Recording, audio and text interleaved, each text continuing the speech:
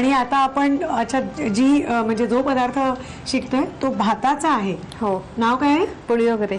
पुळीयोगरे. तर त्याचं साहित्य नीट लिहून घ्या, कारण खूप चविष्ट असणार आहे ते.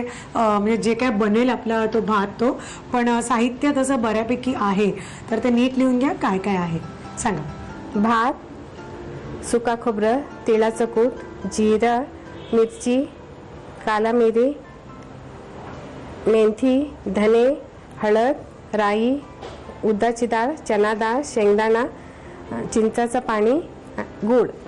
आपण जी डिश करतोय तर ती 2-3 सेक्शनमध्ये आपल्याला त्यातल्या सगळ्या जे काही जिन्नस होते त्याची गरज लागणार आहे. त्यातला एक सेक्शन म्हणजे हा सुका मसाला.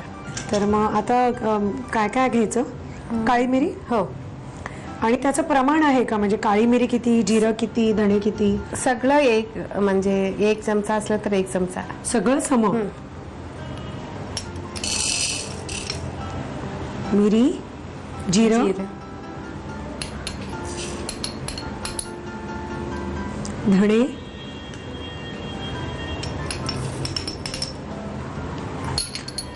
मेथी.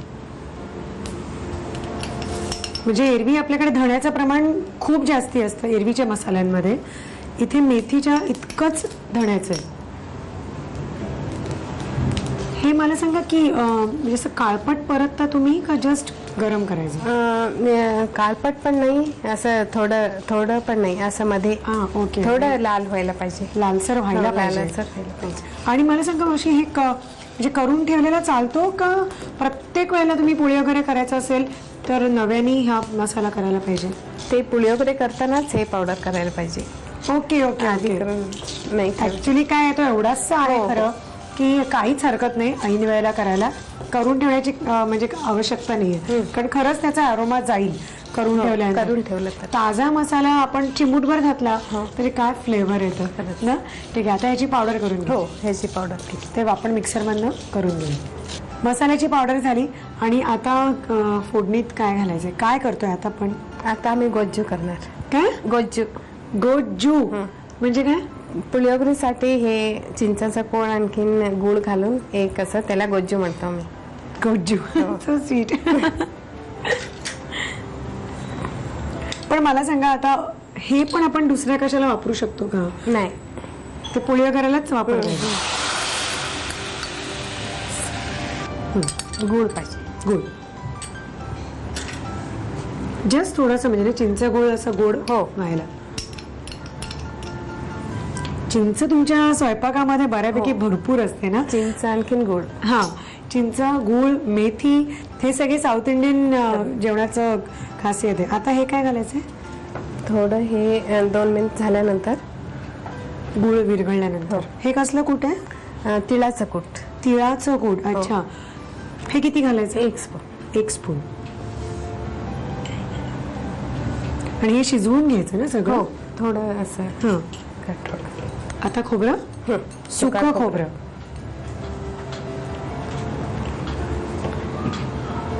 बस ना? किती सांगा?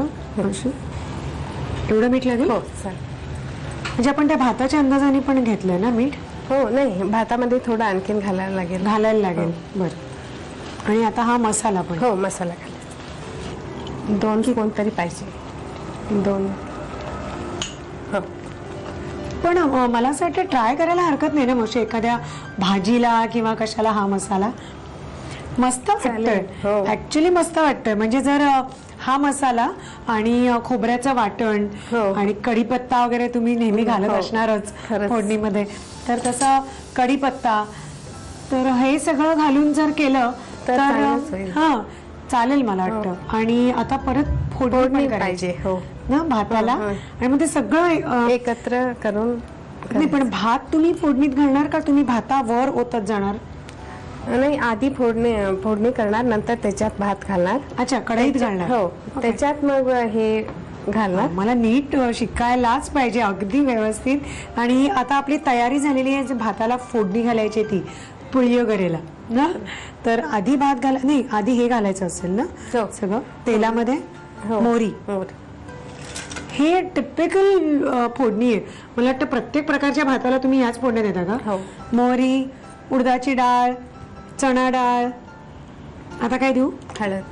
अच्छा, आधी हळद. आणि बाकीचे पण हे जिन्नस लागणार आपल्याला परत, तिळकूट आणि खोबरं वगैरे थोडं लागणार.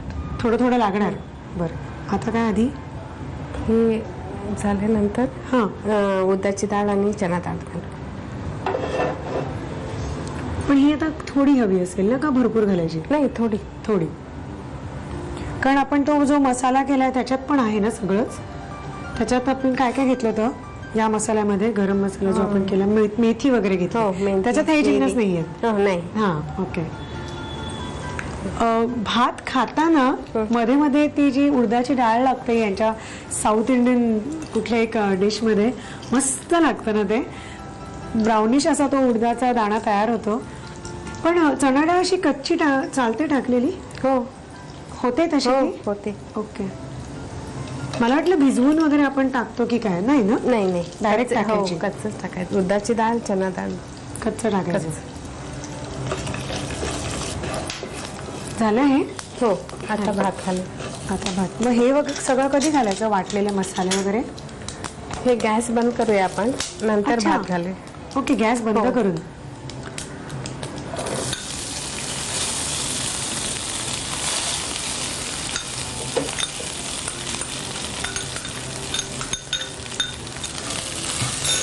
एक एक हे घालू का मी? हो. आधी हे घालूया आपण.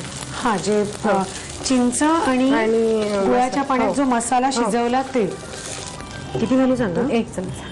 अच्छा, हे एवढंच लागेल? हो. पण मग हे राहतं फ्रीजमध्ये? हो, राहते. ह्याची पण चव छान असणार ना खरं? चव घेऊ का याची? घ्या ना. क्लास आहे. मला वाटतं हे चटणी म्हणून वापरायला काय हरकत आहे? चटणी म्हणून चालेल. तिखट, आंबट, गोड सगळ्या चवी आहेत त्याच्यामध्ये. जसं आपलं गोड लोणचं करतो ना आपण, थोडंफार असं आहे. हा, थोडंफार आपण आंब्याचं म्हणजे करतो, कैरीचं घालून, पण त्याच्याऐवजी चिंच घेतलेली आहे. खरंच. गोड लोणचं म्हणून वाढायला काहीच हरकत नाही. हे मसाला घालूया. पावडर ना ती जी बनवली होती आपण, किती कमीच असेल ना हो. आता? थोडी? हो, चालेल. मग एवढंच तेलाची. टेम्पटिंग वाटतंय. तिळकूट. हो, तेलकूट, आणखीन सुका खोबरं. थोडी. मला वाटतं जेवढे आपण म्हणजे भात झाल्यानंतर पण फ्रेश घालत राहू तेवढा त्याचा अरोमा जास्त छान येत राहील ना. आता सुका खोबरं घालूया. थोडंसं मीठ पण घालू थोडं भातावर थोडंसं. पाहिजे. हो. ना, तुम्ही मगाशी म्हणालात ना मला किंचित लागेल म्हणून. झालं सगळं घालून? हो, रेडी आहे ना आता? आता रेडी आहे. ओके. भात तयार झाला आणि त्याच्या बरोबर आपल्याला ही चटणी पण घ्यायची. या भाताच्या बरोबर खरंच. आम्हाला एरवी पण चालेल. तर मला सांगा की या चटणीला तुम्ही म्हणता काय? तंबुळी. तंबुळी. हा. ओके. गोजू झालं. भाताला काय म्हटलं आपण? भोजन कस्तुरी. त्या चटणीला भोजन कस्तुरी म्हटलं. आणि ह्याचं नाव काय आहे? पुळीयोगरे. पुळीयोगरे झालं. आता तंबुळी बघूया. तर तंबुळीचं साहित्य सांगा. ओवाची पानं, दही, मिरची, मीठ. आता मला सांगा, म्हणजे आपण साहित्य बघितलं तर ह्याचं काय करायचं आहे? ओवाची पानं आणखी मिरची मिक्सरमध्ये बारीक करून घ्यायचं. आणि मग त्याच्यामध्ये दही मीठ मीठ घातलं की झालं. हो. फ्रेश ओवा घालायचा म्हणजे त्याला फारच चांगलं खरंच ना, चवच मस्त येईल. आणि तिखट फार नाही ना करायची? नाही, दही फार थोडं घातलं तरी दही असते ना, त्यामुळे असं चालेल. चांगलंच. ओके. आता मला सांगा, मावशी मिक्सर मधनं फक्त क्रश करून घ्यायचं. हो. आणि मग त्याच्यात दही मीठ घातलं की झालं. ठीक आहे. मग मिक्सर मधनं क्रश करून घ्या. आपण जे ओव्याची पानं आणि मिरची क्रश केलं होतं तर ते झालेलं आहे. आणि आता पटकन त्याच्यात दही मीठ घातलं की सगळं तयार ना. ओके. एरवी पण आपल्याला हरकत नाही खरंच. एखादे आपण जेव्हा थेपले वगैरे करतो, मेथीचे थेपले केले किंवा आणि कशाचे केले, आलू पराठे, काय लागेल ही पुदिन्याचं डिप त्याच्याबरोबर. क्लास. पुढच्या वेळेला मी आलू पराठे केले की हे चटणीच्या ऐवजी मी हेच बनवणार.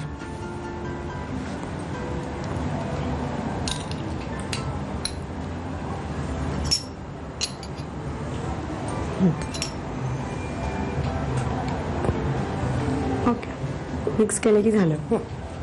तर आता पटकन या चटणीचं साहित्य याने लिहायला पाहिजे, कारण ही सुद्धा चव सुपर्ब आहे ना. तर चटणीचं पण साहित्य आणि कृती लिहून घ्या. पोळी वगैरे बनवण्यासाठी लागणारं साहित्य: तयार भात, सुकं खोबरं, तिळाचं कूट, जिरं, लाल मिरच्या, काळी मिरी, मेथीचे दाणे, धणे, हळद, मोहरी, उडीद डाळ, चणा डाळ, शेंगदाणे, चिंचेचा कोळ, गूळ, ओव्याची पानं, दही, हिरवी मिरची आणि मीठ. कृती: प्रथम पॅन मध्ये समप्रमाणात काळी मिरी, जिरं, धणे, मेथी आणि सुक्या मिरच्या हे मसाले भाजून नंतर वाटून घ्यावेत. कढईमध्ये चिंचेचा कोळ घेऊन त्यामध्ये गूळ घालून मिश्रण उकळवून घ्यावं. त्यामध्ये तिळाचं कूट, सुकं खोबरं आणि मीठ घालून हा मसाला शिजवून त्याची पेस्ट तयार करावी. पॅन मध्ये तेल गरम करून त्यामध्ये मोहरी, हळद, उडीद डाळ, चणा डाळ आणि शेंगदाण्याची फोडणी करावी.